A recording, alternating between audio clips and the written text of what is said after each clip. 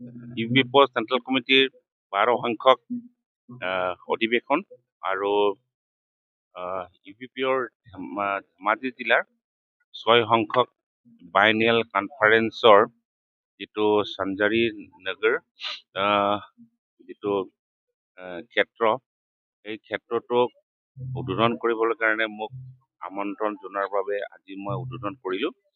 আৰু ইয়াত উদ্বোধন কৰি যথেষ্ট মই আপ্লুত হৈছোঁ।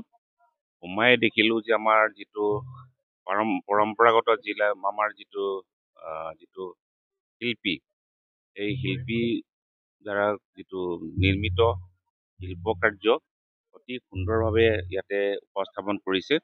আৰু ইয়াত আহিয়ে মই এটা ট্ৰেডিশ্যনেল বড়ো ভিলেজ মই পৰিদৰ্শন কৰিলোঁ। ইয়াতো সুন্দৰভাৱে বড়োসকলৰ যিটো ট্ৰেডিশ্যনেল যিটো মানে হাউচ হল, এটা পৰিয়ালৰ যিখিনি এটা পৰিয়ালত থাকে খুব সুন্দৰভাৱে ইয়াত প্ৰদৰ্শন কৰিছে।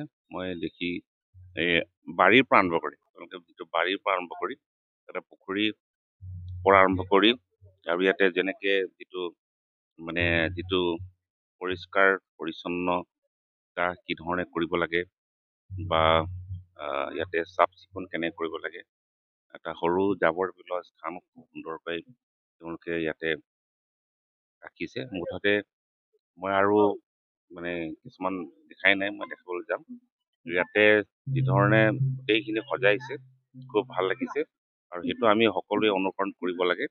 আৰু খুব ডিচিপ্লিনলি কৰিছে, সেইটো আমি সকলোৱে অনুকৰণ কৰিব লাগে। মই অসমবাসীক বা বিভিন্ন অৰ্গেনাইজেশ্যনক মই অনুৰোধ জনাইছোঁ।